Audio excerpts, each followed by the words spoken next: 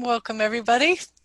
We are so delighted to have you joining our webinar on Achieving Engineering College Excellence through Gender Diversity, Equity, and Inclusion. My name is Greta Leibniz, and I'm co-PI and project director for the ASWE's Engineering Dean's Gender Equity Initiative, and I'll serve as your host today.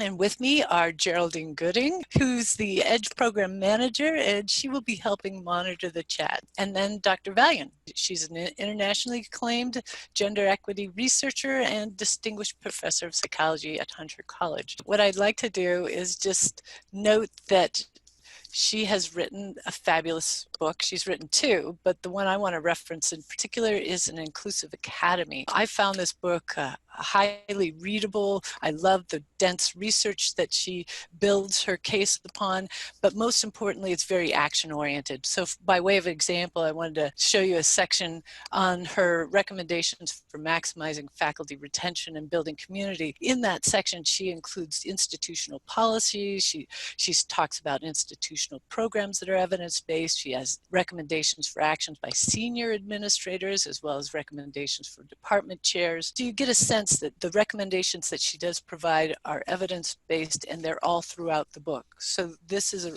again, a reference that I really want to draw your attention to as we move forward. So at this point, I want to bring up our polls for you. We're interested in learning from you, how long have you served as a College of Engineering dean? The folks that are on our webinar today are predominantly deans that have been dean for about 0 to 5 years, or are not deans. They're dean designees. About 37% are dean designees, and 53% are deans 0 to 5 years. Okay, next poll that I wanted to get some feedback on is, how long have you been engaged in gender equity work? 45% of us have been doing this for 10 plus years. 20% have just started. About 20% have also been doing this for 1 to 5 years, and 15% have been doing 5 to 10 years. Our next poll for you, have you signed the ASWE Dean's Diversity Pledge? That is really critical to us in the Engineering Dean's Gender Equity Initiative. We want to see that folks are taking a public pledge to address diversity, equity, and inclusion. The other question that we've got up is, do your colleagues at your institution know that you, as a dean, have signed the pledge? We've got 55% that have said yes, as a dean, they've signed the diversity pledge. I love the fact that we've got 5% that have said not yet, but I intend to. 10% said no. 15%, I'm not a dean, but will ask my dean. I'm not a dean, but I don't plan on asking my dean. We've got about 10% and other. And the highest response for, do your colleagues at your institution know that you as a dean have signed the pledge? 40% have said yes, they do know. There's a good significant number though, 20% that have said I don't know. And that's good to know, because we can address that and do some marketing. And 15% say no, they don't know that I've signed the pledge. 10% have not signed the pledge, and 15% are not deans, so they haven't signed the pledge either. So at this point, I'm going to go ahead and turn off my webcam, and we are going to go ahead and start with Dr. Valian. Thank you. Take it away, Virginia. Hi, everybody. I'm delighted to talk to all of you today. I want to emphasize that one of the books that Gretel was talking about is co-authored with Abigail Stewart, and she is actually the first author of the two of us, and you'll see why I particularly mention that in a little bit. My aims for today are to explain why white women and men and women of color are underrepresented in engineering and don't advance as fast as white men do. Spoiler alert, I identify the problem as a problem of evaluation. We all tend to slightly overvalue what men do and to slightly undervalue what women do. With that in mind as a background, at the end, I'm going to suggest some remedies, among them the materials that ASWE EDGE is making available, such as the two-part self-assessment and the resources on the ASEE Edge website. There will be another webinar on the 11th of December that describes the self-assessment tool. So I hope you'll sign in for that as well. Let's start with an example of the kind of phenomenon that we want to explain. What you're seeing now is Angus Deaton, a Nobel Prize winner in economics, and the older woman on the right is Anne Case. And I don't know who the adoring young woman next to Anne Case is. So I want to tell you about how journalists describe newsworthy events by economists. David Plotz, writing in Slate, an online magazine, referred to research by Nobel Prize-winning economist Angus Deaton and Anne Case, who is his wife and also a researcher. Ross Douthat, writing in the New York Times, referred to research by, quote, Nobel laureate Angus Deaton and his wife, Anne Case. Gina Kolata in the New York Times referred to the Deaton case analysis, and Paul Krugman in the New York Times referred to a new paper by the economist Angus Deaton, who just won a Nobel, and Anne Case. Who is Anne Case, other than a wife? She's a professor of economics and public affairs at Princeton. She's one of the leading health economists of her generation. She's a fellow of the Econometric Society. Most striking, she is the first author of the paper being described. So what gives? I love this slide. Of the four journalists who wrote about Case and Deaton, one's a woman, one leans to the right, two lean to the left. My point here is that all of us, professionals, men and women, people with different political orientations, give women less than their fair due. Another study that makes the point about the underrating of women does so on a larger scale. This study by Nitrower et al. Looks at gender differences in colloquium speakers at 50 prestigious US colleges and universities in 2013-2014. Using archival data, Nitrower and her colleagues, of whom I'm one, analyzed 3,652 talks in 6 different academic disciplines. Men were more likely than women to be colloquium speakers, even after controlling for the gender and rank of the available speakers. So this visual here shows the likely outcome of invitations, namely a man addressing an audience. So why does this happen?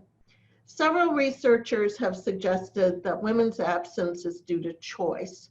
Women are simply not interested. So now there's a poll about your views on whether women and men equally value being successful in their field. 91% of us said yes. Women and men equally value being successful in their field. However, there's 9% that said no. Back to you. There's a great video clip by the comedian Jeremy McClellan about the role of choice in the gender wage gap. He says, men naturally gravitate towards higher paying professions like doctor or engineer or CEO, whereas women, this is true, just naturally gravitate toward lower paying professions like female doctor and female engineer and female CEO. So our data suggest, in line with what most of you thought was the case, that women are equally interested in opportunities to present their work. We surveyed faculty and found no differences between men and women at top universities and the extent to which they valued or turned down speaking engagements. So the gender disparity in colloquium speakers is not due to women not wanting to talk or to women turning down opportunities more than men do. Rather, it seems to be due to the gatekeepers, the inviters, who ask people and schedule speakers. Gatekeepers have the power to create, to magnify, or to reduce gender differences. When we attribute the scarcity of women in intellectual and academic leadership positions primarily to lack of interest on women's part, we're in danger of failing to appreciate how the environment influences those desires and interests. Interests are labile, and they're affected by context. One example of this is from a study by Cherian and her colleagues looking at women undergraduates' interest in taking a computer science course. If they take the survey that asks about their interest in a classroom that has Star Wars posters and empty Coke cans, they're less interested than if the room has scenic posters and empty water bottles. The environment shapes the extent to which people think they can belong in a field, and then affects their interest in being in that field. So if we limit our explanation for the low numbers of white women and men and women of color in engineering to lack of interest, we fail to appreciate what we are doing to create an environment that says to those people that they do not belong. I recently gave a talk to an architecture firm in New York, and they had stools in their kitchen area for people to sit on. Those stools are stools that are primarily for men. They are not for short people or people who are not wearing pants. So it's an environment that implicitly says only certain people are appropriate here. And I told them I hope that the next time I visited them, they would have replaced those stools with something else. This is a great time just to check in with folks and get a sense of what are the takeaways. David's saying it's useful, but not surprising. Yep. We need to make a conscious effort to ensure equity and inclusion in the academy, that it's not going to go by default, that environment matters. Great. Bias impacts the path of women in the academy, and interesting to learn of others' experiences and how we align or not. Okay, so to sum up so far, we all tend to evaluate men and women differently, and the scarcity of women in an area or a position is due less to their lack of interest or their choice than to gatekeepers who don't realize the extent to which they're not recognizing women's achievements, resulting in offering women fewer opportunities to shine and to creating contexts that are welcoming. As leaders, we can improve the participation of a much greater number of people than is currently the case by changing our own behavior. So we can alter our own personal behavior, we can improve the decisions that gatekeepers make, and we can work actively to create inclusive environments. I'll get to some of those points as we go along. Where do these unequal judgments come from? We need to understand schemas. Schemas are cognitive constructs. They're largely non-conscious, but some parts of them are conscious as well, that organize beliefs and knowledge about members of a category. The category can range from inanimate objects like skyscrapers to social categories like woman or professional positions like engineer. Schemas are very similar to stereotypes, but the idea of a stereotype suggests a built-in bias, whereas schemas are neutral in principle. Schemas are necessary shortcuts that we take, and they're usually accurate to some degree. We develop schemas in order to understand our world and to navigate in it with a minimum of effort. People sometimes refer to cognitive misers as the impetus behind the development of schemas. Gender schemas are cognitive constructs that portray men as capable of independent action, as doing things for a reason, as solving problems and as being oriented to the task at hand. Men look right for jobs that are thought to require focus, unemotional reasoning, problem solving, and ambition. Schemas portray women as nurturant, communal, and expressive of their feelings. So schemas lead directly to overvaluing men and undervaluing women in professional settings.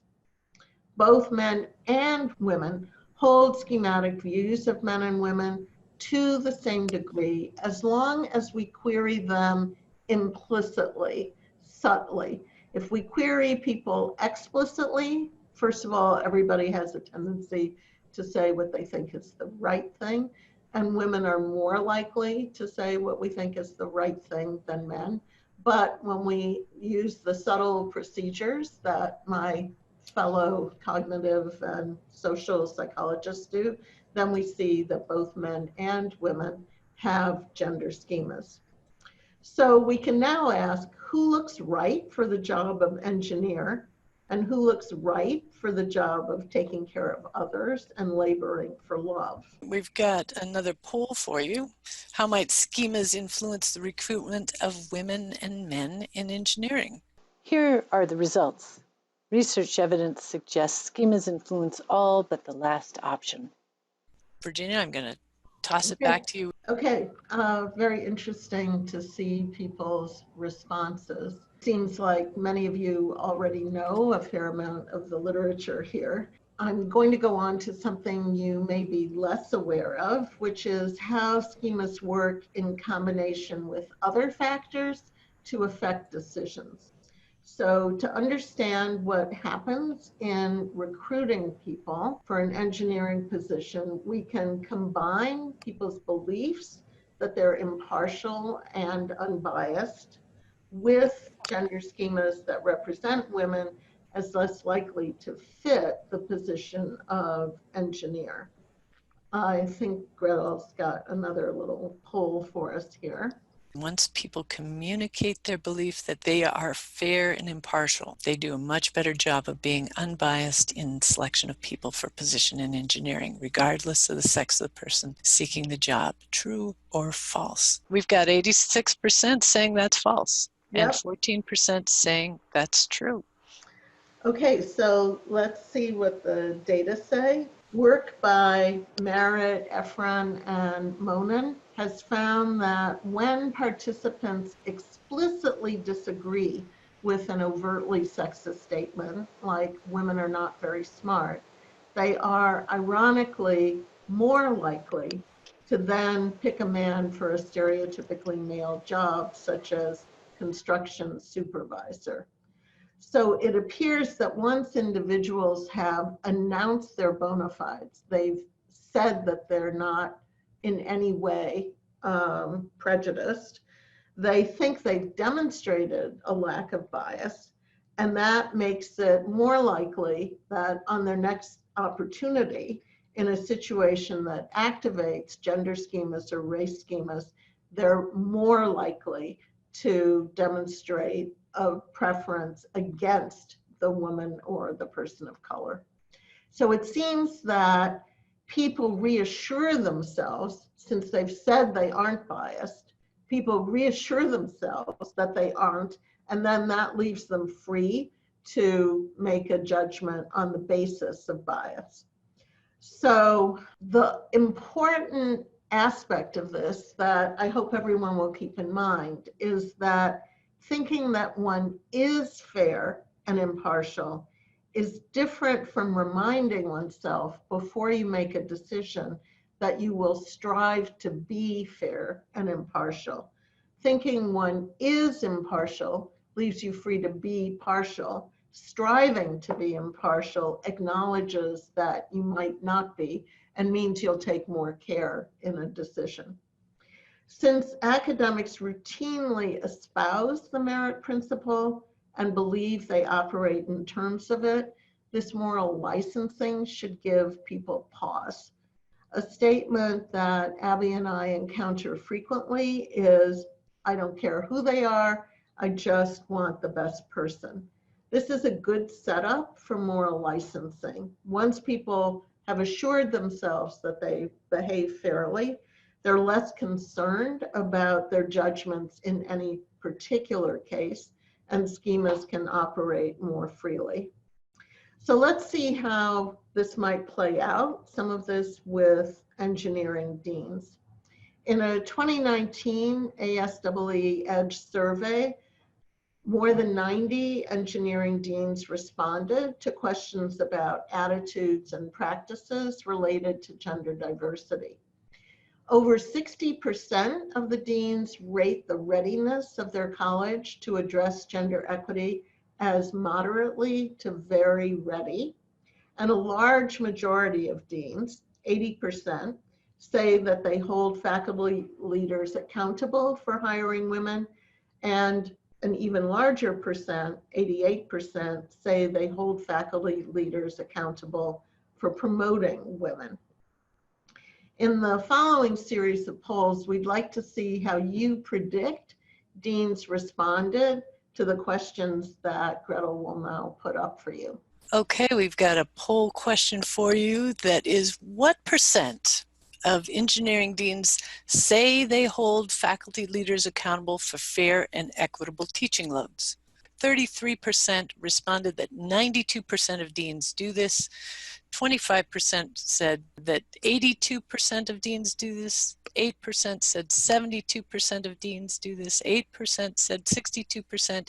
And 25% said less than 52% of deans hold their faculty leaders accountable. So in fact, 92% of deans say that they hold faculty leaders accountable for assigning fair and equitable teaching loads. So now we've got another poll, and this one is in regards to what percent of deans do you think say that they hold faculty leaders accountable for fair and equitable service loads? Most of you said that 95% of deans say they hold faculty accountable for service loads. That's at 42% of our respondents say that. 20% of our respondents say 87% of deans do this. Very few of us say that 75% of deans say they hold their faculty accountable. 8% are saying that 62% of deans hold their faculty accountable, and the second largest majority, namely 28% of you, say that less than 50% of deans hold their faculty leaders accountable. Virginia, tell them what the answer is. The actual data are 87% of deans say that they hold faculty leaders accountable for assigning fair and equitable service loads. So all of this sounds very positive, especially the idea that deans are holding leaders accountable for subtle possible inequities like teaching and service. Now, deans also reported examples of the type of data their colleges collected. So Gretel's going to show you another poll now. And in this poll, we're asking you, what percent of deans do you think actually track teaching loads by gender? You said overwhelmingly that less than 52% actually track the data on teaching loads by gender. We had 12% that said that 72% of deans track teaching loads, but most of you, 88%, said less than 52% of deans track loads by gender. Okay, and you are right. Only 32% of deans report tracking teaching load by gender. So you recall 92% of deans say they hold faculty leaders accountable for assigning fair and equitable teaching loads, but less than a third of them are actually keeping track of teaching load by gender. So we can go on to the next poll now. And this poll asks you to identify what percentage of deans say they track service loads by gender. Every one of you said that less than 50% of deans track service loads by gender. And the actual figure is 26%. So 87% of deans say they hold faculty leaders accountable for assigning fair and equitable service loads, but only 26% of them actually track service load by gender. So I think it's obvious it's difficult to hold people accountable for assigning fair and equitable teaching and service loads if one isn't collecting and reporting the data. Of further note are gatekeeping behaviors like tracking award nominations and salary by gender. So what percentage of deans say that they track award nominations by gender? An overwhelming majority of you, 88%, say less than 50% of deans say they track award nominations by gender. We had a slight minority saying 4% of you said 70% of deans track their award nominations by gender, and another 8% of optimistic individuals say 60% of deans say that they track award nominations by gender. And the actual percent is 34. We've got one more poll for you here, and that is what percent of deans say they track salary by gender. Majority of you at 31% say that less than 52% of deans track salary by gender. However, the rest of the options are split, about 19% each. What's the answer, Virginia? Okay, so I'm happy to say you're a little more pessimistic than is actually the case. 72% of deans collect information on salary by gender. I was more shocked by this percentage than by any of the others because I thought everybody reviewed salary on a regular basis for possible inequities. So it's 72% are tracking salary by gender.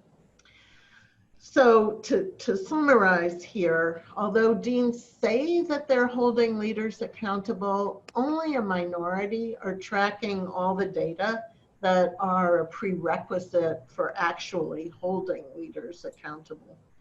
And consistent with other research data, deans appear to be overly optimistic about their own behavior. They're basing their estimates on their good intentions rather than their actual behaviors. So they say they're holding people accountable, but they actually are not doing so when they report their actual behavior.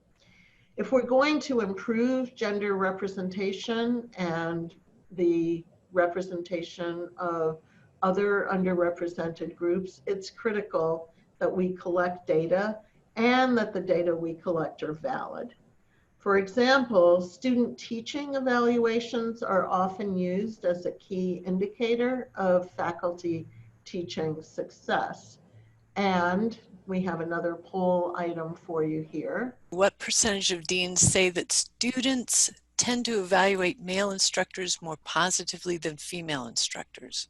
We've got a split between our respondents saying 70% and 60% of deans say that students tend to evaluate male instructors more positively than females.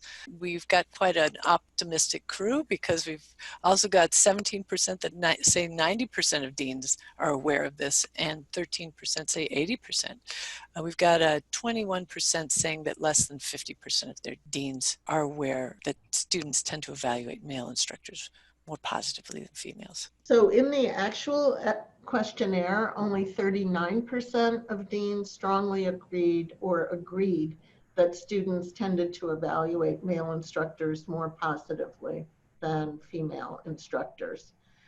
But in fact, we have some evidence that students do evaluate men more positively than women. A creative experiment made use of the anonymity in a completely online anthropology course. A professor designed the course and all the materials. Students interacted online with the professor and via written communication with a male assistant instructor or a female assistant instructor. Half the time, each of the assistant instructors replied to the student under their own name, and half the time they replied under the name of the other instructor. So the woman half the time answered under her name, and half the time answered under the name of the male instructor. And at the end of the semester, at the end of the course, the students rated the instructors on 12 different items like knowledgeable, prompt, caring. And on all 12 items, students rated the instructor labeled as male higher than they rated the instructor labeled as female. The actual man wasn't rated more highly than the actual woman. Only when each person said they were male were they rated more highly than when each person said they were female. How aware are deans of data of this sort? 81% of deans said that they were highly likely to or often read about gender bias or discrimination in engineering.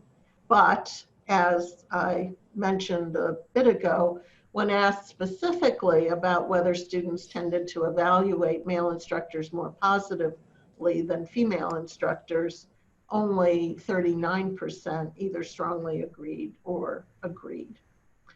It's important that deans and others who evaluate promotion and tenure packages understand that the indicators that we're using may not be valid measures of accomplishment. White women and men and women of color are likely to be slightly but systematically undervalued compared to white men.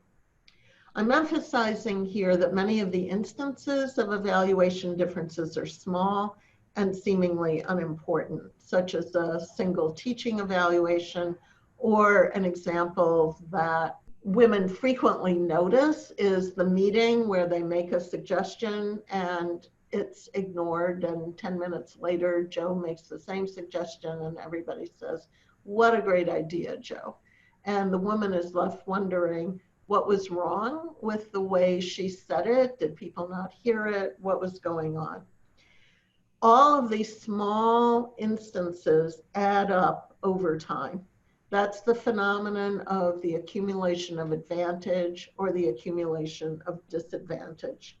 One might be tempted to dismiss concerns about small gender imbalances and see them as making a mountain out of a molehill. But what the accumulation of advantage shows us is that mountains are molehills, piled one on top of the other.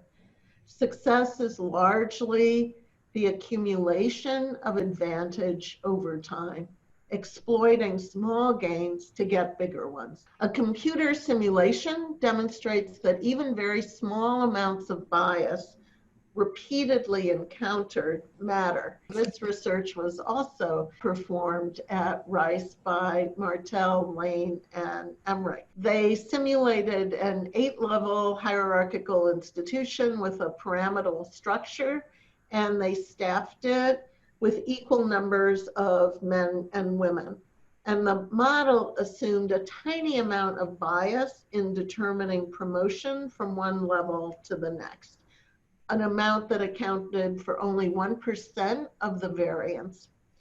After many iterations, until they'd completely turned over this simulated company, the top was 65% male. So a tiny amount of bias encountered repeatedly accumulates over time and affects the ability of men and women to rise to the top.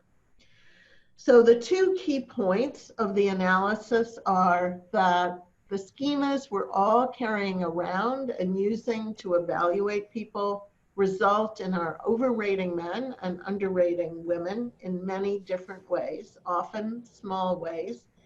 And even when they're small scale, such as being attended to or not in a meeting, getting excellent teaching evaluations, they accumulate over time. The programs that many schools have developed to fix the problem of underrepresentation, under-retention, and under-promotion tend to be programs that don't change how we are operating.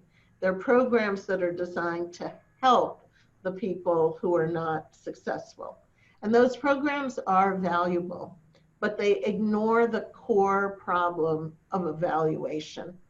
To address that problem, we have to examine organizational policies and procedures more carefully. At this point, I just want to come in with a reminder that we are not going to be able to cover a myriad of things that you recommend. This is where the book is very helpful. So I'm going to remind folks of that. We've got now about 10 minutes left in our webinar. So we'll get to the recommendations that we can. And in the meantime, think about the book. Okay. So first, we need to know whether we're evaluating people comprehensively and validly, and we need to know what tools to use to correct our mistakes. And Gretel, I think you've got another poll here. I do. And this poll is, what type of college data is collected to help inform efforts to address gender equity, diversity, and inclusion? And you can check whichever applies to your institution. We're highlighting here our two-part EDGE college self-assessment tool, trying to bring attention to that state-of-the-art tool, that it's available for those that may not have done this work. But we also know that folks collect informal qualitative information like case examples or faculty feedback, or they collect formal qualitative information through focus groups and survey responses. You may have college level climate surveys, or you may have institutional level climate surveys that are broken down by college, and that's how you get your information. You also may collect your information from institutional research, and there may be other vehicles by which you collect your information. We're just trying to get a sense of how people are assessing what the climate is like and the effect of the efforts to address diversity, equity, and inclusion. And here are the results. It looks like the majority of you are using institutional climate surveys analyzed by college. And then there's a relative even split across the remaining informal qualitative information, formal qualitative information, climate college surveys, and college level institutional research information collected. I am noting that 4% of you are using the EDGE college self-assessment tool, and I'm delighted to hear that. So that does seem to be something that people will find useful, and the data that are collected using that college self-assessment tool can serve as benchmarks for progress. And there will be a webinar coming up on December 11th that will discuss that tool in detail. So we have only a few minutes, and I think that means I'm not going to be able to tell you everything I would like to tell you.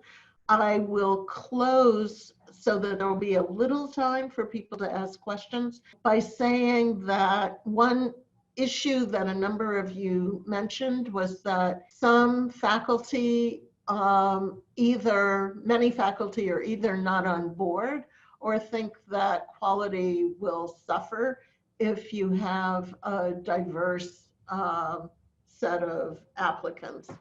And I think it's important in that respect to know what the benefits of diversity are for the professoriate. Abby and I have a chapter on benefits in our book, but just to summarize here briefly, fairness, of course, is the most important thing. Maximization of the talent pool is obvious. What's less obvious, but what there are data on, is that a diverse group of problem solvers is more innovative than a homogeneous group. There's now a fair amount of data to that effect. Demographic diversity leads to intellectual diversity and to new fields. You have greater success with ill-defined problems, and most of the problems that we deal with are ill-defined problems. And you get better outcomes for students who are members of underrepresented groups.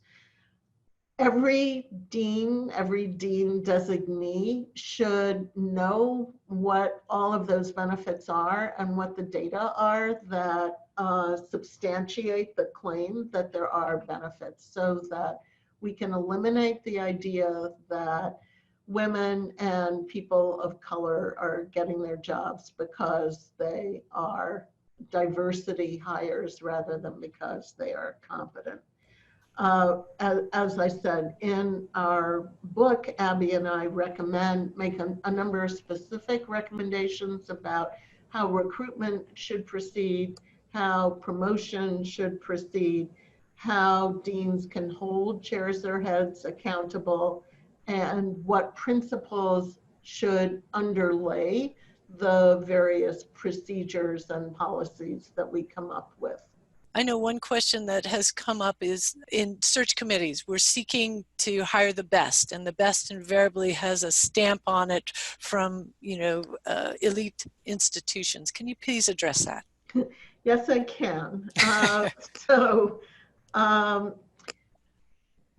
one major recommendation Abby and I make is to decrease as much as possible the amount of attention one pays to what we call proxy information, and to increase as much as possible the amount of attention that one pays to direct information.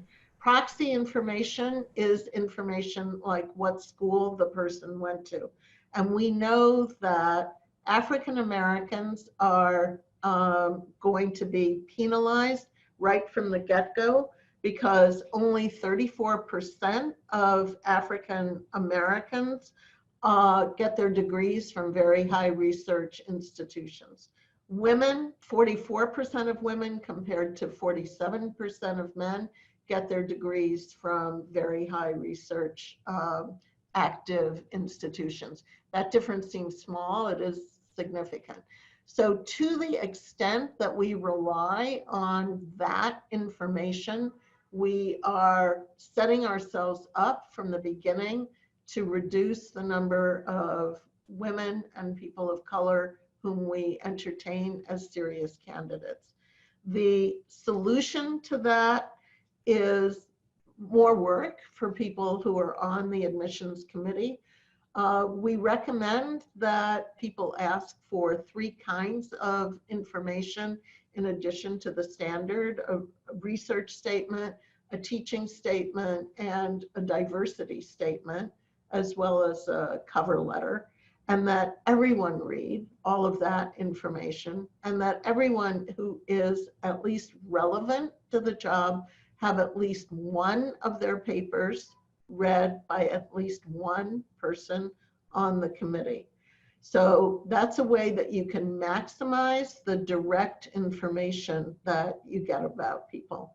And to the extent that you rely on proxy information like who the person worked with and what school they got their degree from, you are already making it more difficult for women and African Americans to be considered seriously. Okay, I do want to put an advertisement out there that we are interested in identifying a group of deans willing to pilot our college self-assessment gender equity assessment tool. If you're interested, please email me. I'll be sending this request out to all of you following the webinar, but we are trying to develop a national database of gender equity benchmarks, and we are using as the foundation this self-assessment tool, but we've got to come up with a subset of questions to help inform that national benchmark indicators database. So if you'd be interested in helping us work on that tool, that would be great. Those that can stay and are interested in asking a few more questions, Virginia will stay with us for another 10 minutes. Okay, another question. Our faculty search committees would like a cheat sheet of best practices for how to increase the number of women URMs in the applicant pool. Is there such a list? Well, yes. There is, I don't know if you can see this, we've got an applicant evaluation tool there. Beautiful. What page is that, Virginia? That is page 224. 5. And at the end of the chapter on evaluating job candidates, we have a number of recommendations. So we have recommendations for provosts, deans, chairs, and so on. This is page 235. It goes to 237. And then on 236 is search committee members. Yes, there is a cheat sheet. So a number of you, maybe more than half of you, said you've been working on gender equity for over 10 years. So I think people naturally want it to be easy and want there to be a magic wand that they can wave. But all of you who have been working on gender equity for more than 10 years know that there is no magic wand, and that it is going to take a lot of continued, persistent effort to change things. I do think things can be changed, and I think that engaging people who are on the fence, one might say, personally is one good strategy. But there's also a recent study, this was too recent to put into our book. This is a PNAS study that came out this year, and it's called The Mixed Effects of Online Diversity Training. And what it suggests is something I think we all know from other research, that one-off training doesn't work that well.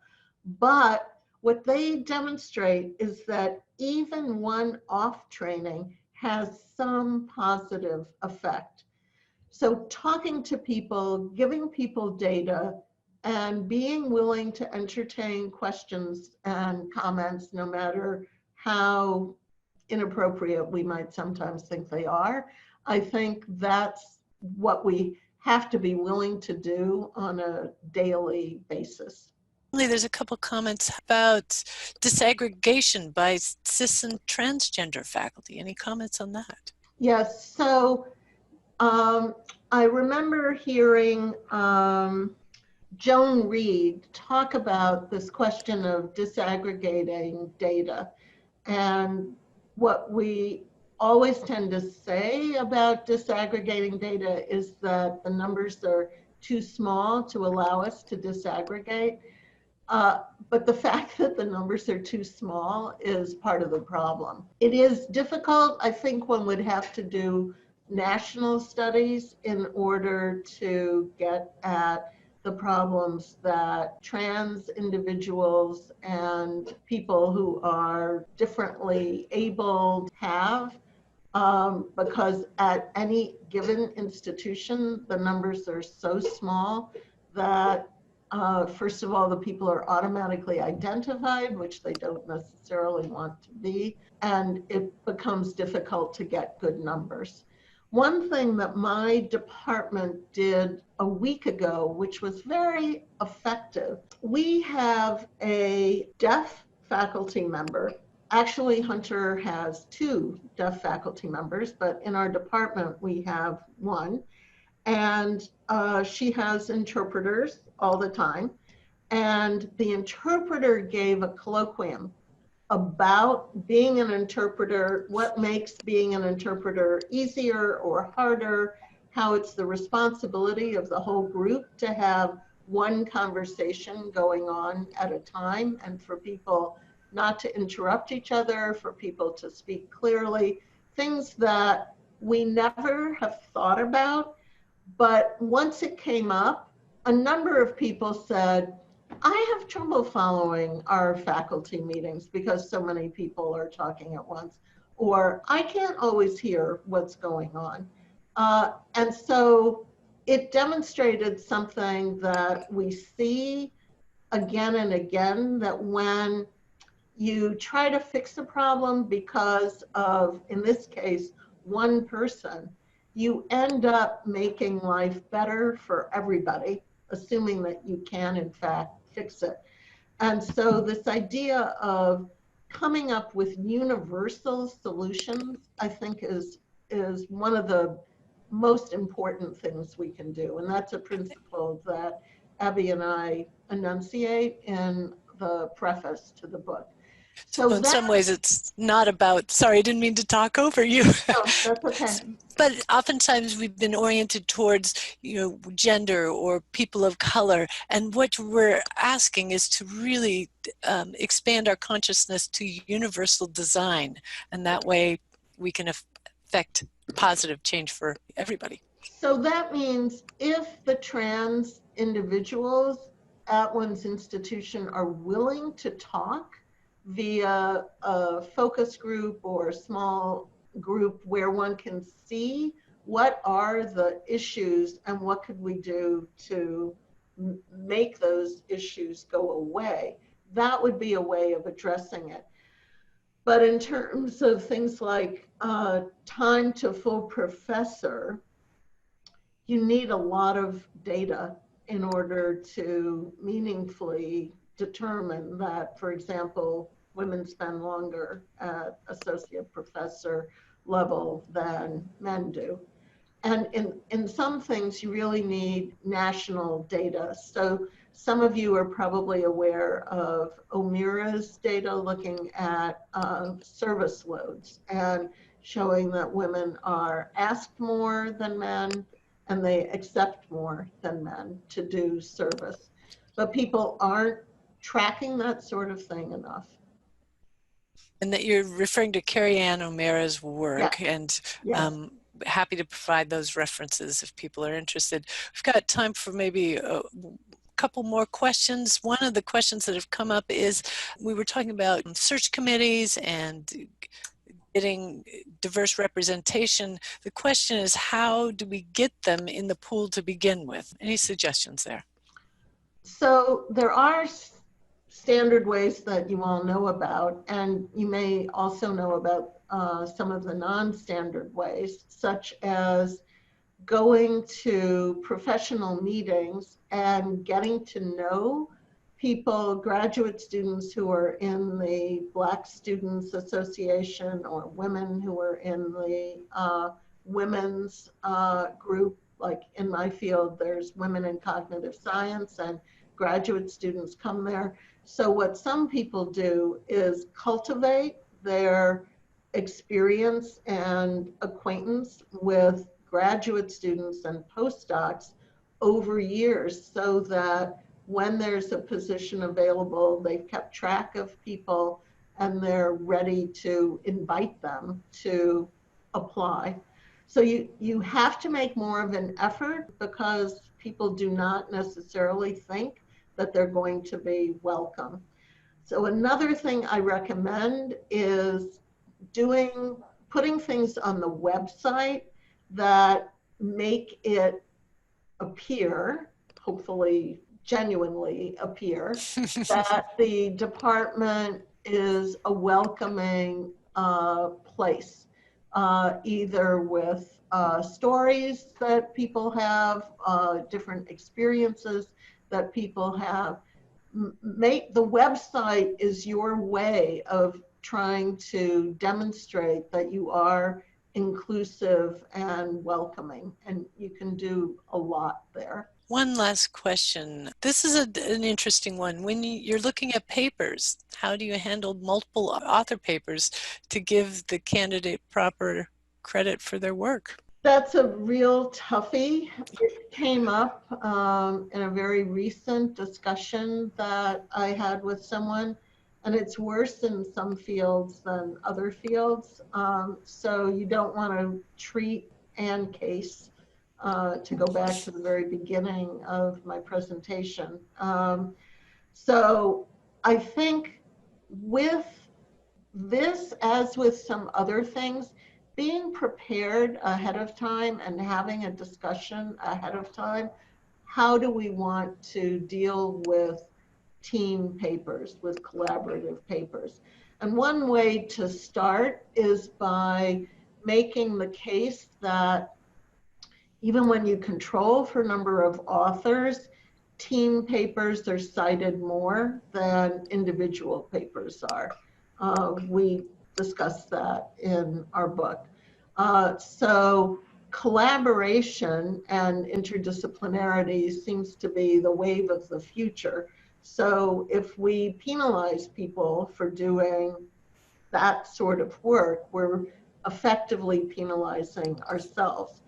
So I think having the discussion ahead of time and having some agreement ahead of time about what's going to count and what isn't going to count can help alleviate some of that tendency to discount, especially women and people of color, when they have a team publication. But another thing, that's another reason that the research statement, the teaching statement, and the diversity statement are helpful, because that is direct information that you're able to get from somebody. Perfect. Thank you, Virginia, for your Thank you all. expertise and your time, and we look forward to further conversation.